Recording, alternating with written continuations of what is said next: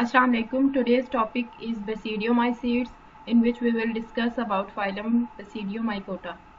Last time जो phylum हमने discuss किया था वो था Ascomycota. In the same way अब हम बेसिडियोमाइकोटा के अंदर सबसे पहले इसका, जैसे आपने एस्कोमाइकोटा के अंदर उसका नंबर देखा था कि टोटल स्पीशीज़ का नंबर कितना था, इसके अंदर देखेंगे कि 22,300 इसकी स्पीशीज़ जो अब तक आइडेंटिफाई हो चुकी हैं उनका नंबर है. उसके अलावा इसके अंदर कौन सी एग्जांपल्स आती हैं वो है puff balls, shelf fungi, mushroom, ये सारी चीज़ें जो है ये इसके एग्जांपल्स के अंदर आ जाएंगी. इसके अलावा जैसे उसके अंदर आपने पढ़ा था कि वो डिजीज़ कॉज करता है और एज अ फूड यूज़ होता है, तो इसके अंदर हम देखेंगे कि बेसिडियोमाइकोटा के मेंबर जो होते हैं वो डीकम्पोजिशन में बहुत ज़्यादा हेल्प आउट करते हैं. और डीकम्पोजिशन लीफ प्लांट्स के जितने भी यूज़फुल मटेरियल होता है सबको डीकम्पोज करके उसका जो यूज़फुल मटेरियल होता है वो सॉइल के अंदर ऐड कर देता है और सॉइल की प्रॉपर्टीज़ को इन्हांस कर देता है. और ये सारी की सारी किसकी वजह से होते हैं? बेसिडियोमाइकोटा फाइलम की वजह से. इसके अलावा यहाँ पर इसका लाइफ साइकिल जो है वो दिखाया गया है, जो कि इसका सेक्सुअल रिप्रोडक्शन का लाइफ साइकिल है. तो लास्ट टाइम आपने जो पढ़ा था उसके अंदर आपने देखा था कि किस तरह से क्लैम्प कनेक्शन, किस तरह से क्रॉइजर था, इसके अलावा ट्राइकोगाइन था.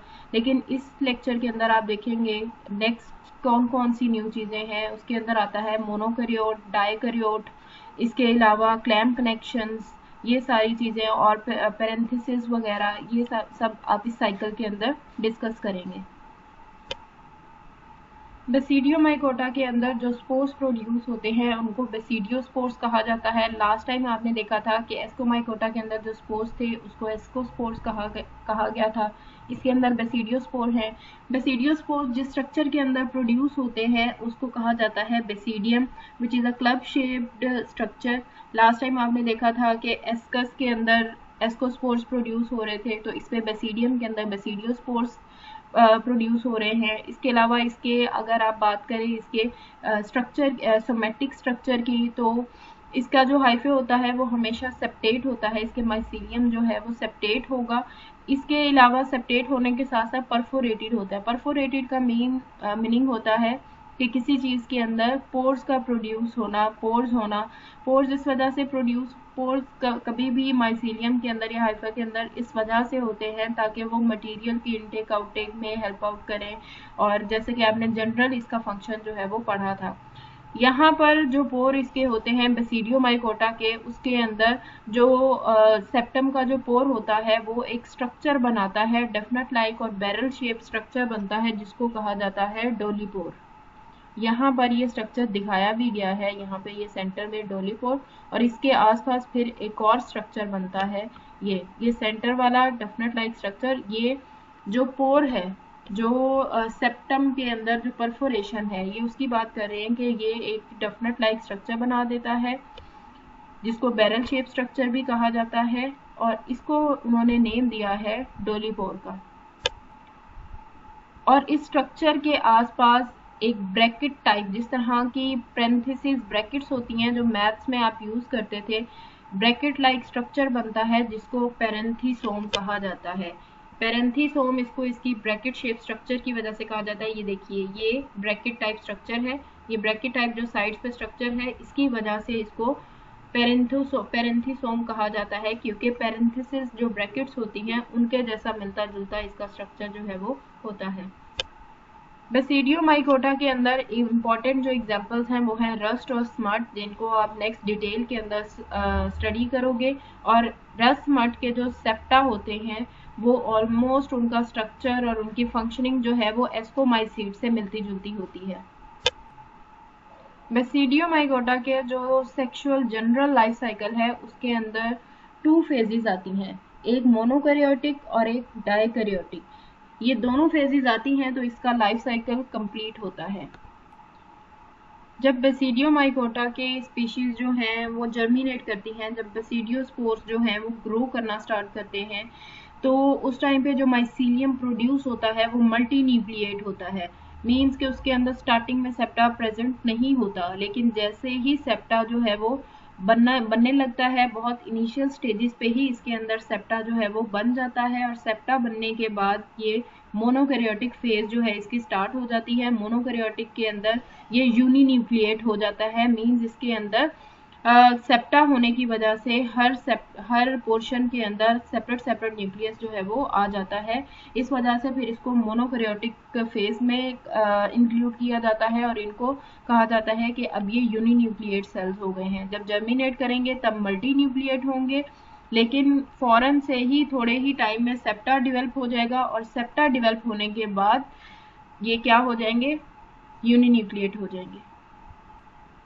मोनोकैरियोटिक फेज के अंदर जो माइसीलियम होता है उसको प्राइमरी माइसीलियम कहा जाता है, क्योंकि वो बिल्कुल इनिशियल स्टेजेस पे अभी होता है। जैसे कि यहाँ पर डायग्राम में आपको दिखाया गया है कि स्टार्टिंग में जिन्होंने कंबाइन करना है और प्लाज्मोगेमी शो करनी है और जिन्होंने लाइफ साइकिल को स्टार्ट करना है, ये जो है ये मोनोकैरियोटिक जो माइसीलियम है ये शो किए गए हैं। ये दोनों मोनोकैरियोटिक है, बिल्कुल जिसको कहते हैं कि प्राइमरी स्टेज पे है ये।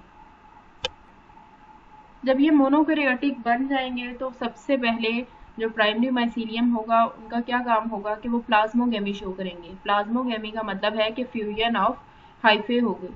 तो सबसे पहले हाइफे फ्यूज करेंगे और दोनों की दोनों टाइप्स जो हैं वो कंबाइन होंगी और उनके कंबाइन होने से जो नेक्स्ट फेज बनेगा उसको कहेंगे डाइकैरियोटिक। मींस के मोनोकैरियोटिक टू मोनोकैरियोटिक आपस में कंबाइन करेंगे और उनके कंबाइन होने से जो फेज बनेगा उसको कहेंगे डाइकैरियोटिक और सेकेंडरी माइसीलियम।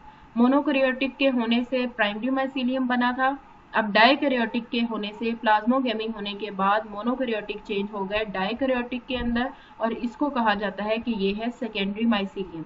और कैरियोगेमी जो है वो प्लाज्मोगेमी के फौरन बाद नहीं होती इनके अंदर। नेक्स्ट जो स्ट्रक्चर बनता है जब प्लाज्मोगेमी हो गई है, इसके बाद एक स्ट्रक्चर बनता है जिसको कहते हैं क्लैम्प कनेक्शंस। डाइकैरियोटिक माइसीलियम जब बन जाता है तो उसके एपिकल सेल्स जो है वो डिवाइड करना स्टार्ट कर देते हैं। एपिकल सेल्स का मतलब होता है जो अपर पोर्शन में सेल्स होते हैं, जो टॉप सेल्स होते हैं, जो बिल्कुल टिप पे प्रेजेंट होते हैं, वो एपिकल सेल्स होते हैं। तो डाइकैरियोटिक माइसीलियम जो है सबसे पहले क्या हुआ कि मोनोकैरियोटिक माइसीलियम कंबाइन किए प्लाज्मोगेमी के थ्रू, उनके कंबाइन करने से डाइकैरियोटिक फेज बन गया। अब डाइकैरियोटिक जब माइसीलियम बन जाएगा तो उसके एपिकल सेल्स डिवाइड करना स्टार्ट कर देंगे और किस तरह से डिवाइड करेंगे, they will divide by the formation of clamp connections. Clamp connection जो है वो इस बात की गारंटी देते हैं या इस बात को इंश्योर करते हैं कि जो भी डॉटर सेल्स जो बनेगा उसके अंदर न्यूक्लियस जो है वो दोनों साइड का प्रेजेंट होगा। मींस अगर दो मेटिंग स्ट्रेन्स हैं तो दोनों मेटिंग स्ट्रेन्स का दो डेफिनेटली सेक्सुअल रिप्रोडक्शन है तो उसके अंदर दो इंडिविजुअल ही आएंगे और उनकी कम्बिनेशन से ही जो है वो डॉटर सेल बनेगा। तो दोनों जो इंडिविजुअल्स होंगे उन दोनों के अंदर क्लैम्प कनेक्शन इस बात को इंश्योर करेंगे कि डॉटर सेल के अंदर दोनों का जो न्यूक्लियाई है वो लाजमी जाए। लास्ट टाइम आपने एक स्ट्रक्चर पढ़ा था जिसको आप क्राइजर का नाम दिया गया था। एस्कोमाइकोटा के अंदर क्राइजर होता है और क्लैम्प कनेक्शन जो है वो बेसिडियोमाइकोटा के अंदर होते हैं। क्लैम्प कनेक्शन और क्राइजर का स्ट्रक्चर मिलता जुलता है काफी हद तक, मींस के इनकी फंक्शनिंग या फिर इनके जो रूल्स एंड रेगुलेशंस हैं वो काफी हद तक एक दूसरे से रिजेंबल करते हैं। पहले हमने देखा मोनोकैरियोटिक माइसीलियम, देन देखा डाइकैरियोटिक माइसीलियम, अब देखेंगे टर्शियरी माइसीलियम। बेसिडियोमाइकोटा के अंदर जो माइसीलियम जो फ्लैशी होता है, जो बेसिडियोस्पोर प्रोड्यूसिंग बॉडीज होती हैं, जैसे कि एग्जांपल में दिया गया है मशरूम, पफ बॉल्स, वो डाइकैरियोटिक होते हैं। देन जो ये डाइकैरियोटिक होता है इसको टर्शियरी माइसीलियम का प्लेस दे दी जाती है। मींस पहले ये डाइकैरियोटिक होती है, स्टेजेस पास होने के साथ जो डाइकैरियोटिक होता है वो किसमें से जो सेकेंडरी माइसीलियम होता है उसको हम कह देते हैं कि अब वो टर्शियरी माइसीलियम है। बेसिडियोमाइकोटा को ग्रो करने के लिए 2 कंडीशंस रिक्वायर्ड होती हैं। एक लाइट का लेवल जो है, लाइट की प्रेजेंस जरूरी है और सेकेंडली कार्बन डाइऑक्साइड का लो लेवल होना चाहिए। और ये दोनों चीजें इस चीज को इंडिकेट करती हैं कि ये जब भी ग्रो करेंगे ये अपने सबस्ट्रेटम की आउटसाइड पे ग्रो करेंगे। सबस्ट्रेट वो चीज होती है जिसके ऊपर इन्होंने ग्रो करना है। डेफिनेटली अगर फंगस ग्रो करती है तो वो किसी न किसी चीज पे ग्रो करती है। चाहे वो किसी खाने वाली चीज़ पे ग्रो कर रही है, किसी ट्री पे कर रही है, या कहीं पर भी कर रही है। तो वो जो बेसिडियो माइकोटा के मेंबर्स हैं वो आउटसाइड ग्रो करेंगे और इनको ये दोनों कंडीशंस चाहिए होंगी, और उसके बाद इनका जो टर्शरी माइसीलियम है वो डिफ्रेंशिएट होने लग जाएगा और स्पेशलाइज्ड हाइफे की फॉर्मेशन होगी। और फिर इसके बाद ये, क्योंकि ये अपनी मेच्योर फॉर्म में आ जाएगा, डिफ्रेंशिएटेड फॉर्म में आ जाएगा, तो ये different function, different important functions को प्ले करेगा। इसके अलावा बेसिडियो माइकोटा के अंदर सब फाइला आते हैं, अगेरी अगेरीमाइकोटीना, प्यूसिनोमाइकोटीना एंड अस्टिलैगिनोमाइकोटीना। तो ये सारे फाइलम जो आपने जैसे लास्ट टाइम उसके फाइलम्स याद किए थे एस्कोमाइकोटा के, इन द सेम वे आप बेसिडियो माइकोटा के फाइलम्स को याद करेंगे। अगेरीमाइकोटीना जो है ऐसा ग्रुप है जो कि बेसिडियोमेटा प्रोड्यूस करेगा, मीन्स के जैसे आपने ऊपर स्टेप्स पढ़े हैं उसी तरह से करेगा। लेकिन जो नेक्स्ट 2 ग्रुप्स हैं उनके अंदर रस्ट और स्मर्ट आते हैं, तो उनका एक अपना डिफरेंट स्ट्रक्चर है थोड़ा सा, जो कि बाकियों से वेरी करता है स्पोर प्रोड्यूसिंग का इनका जो स्ट्रक्चर है। फर्स्ट ऑफ ऑल जब साइकिल स्टार्ट होगा तो मोनोकैरियोटिक फेज होगा, और मोनोकैरियोटिक में 2 डिफरेंट स्पीशी आएंगी और ये आपस में कंबाइन करेंगी। ये दोनों मोनोकैरियोटिक माइसीलियम है। मोनोकैरियोटिक माइसीलियम जैसे कि सेक्सुअल रिप्रोडक्शन के 3 फेजेस होते हैं, प्लाज्मोगेमी, कैरियोगेमी और मियोसिस। सबसे पहले होगी प्लाज्मोगेमी, और ये सीक्वेंस में होती हैं कि हमेशा पहले प्लाज्मोगेमी होती है, फिर कैरियोगेमी होती है और उसके बाद मियोसिस होती है। तो प्लाज्मोगेमी होगी, इसमें ये दोनों मोनोकैरियोटिक माइसीलियम है, ये आपस में फ्यूज कर जाएंगे और इनके फ्यूजन से जो स्ट्रक्चर बनेगा वो होगा डाइकैरियोटिक। डाइकैरियोटिक में पहले प्राइमरी माइसीलियम था जब मोनोकैरियोटिक था, जब डाइकैरियोटिक फेज होगा तो उसको कहेंगे कि वो सेकेंडरी माइसीलियम है। उसके बाद ये जो डाइकैरियोटिक के एपिकल सेल्स हैं वो डिवाइड करना स्टार्ट कर देंगे, और इसके बाद एक स्ट्रक्चर बनेगा जिसको हम कहेंगे डोलीपोर। और ये जो डोलीपोर है इसके आसपास स्ट्रक्चर बनेंगे जिसको कहेंगे पेरेंथीसोम। और ये पेरेंथीसोम पेरेंथेसिस ब्रैकेट से मिलता जुलता है, इस वजह से इसको पेरेंथीसोम कहा जाता है। इसके बाद इसके अंदर जो माइसीलियम बनेंगे सेकेंडरी से जो बनेगा वो होगा टर्शरी माइसीलियम। इसके बाद कैरियोगेमी होगी। कैरियोगेमी का मतलब होता है फ्यूजन ऑफ न्यूक्लियाई।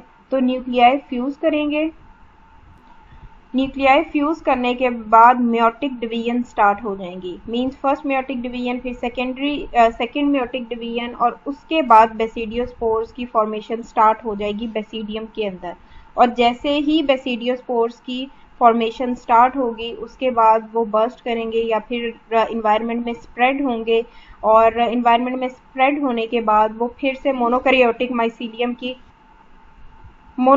माइसीलियम की फॉर्म में आ जाएंगे और फिर से प्लाज्मोगेमी करेंगे और साइकिल रिपीट हो जाएगा।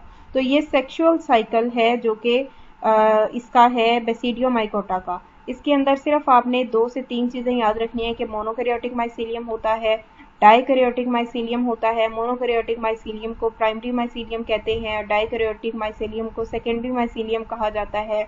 उसके बाद डोलीपोर स्ट्रक्चर बनता है, उसके आसपास पेरेंथीसोम स्ट्रक्चर बनता है और उसके बाद कैरियोगेमी स्टार्ट हो जाती है। और इस कैरियोगेमी से पहले 2 और स्ट्रक्चर बनते हैं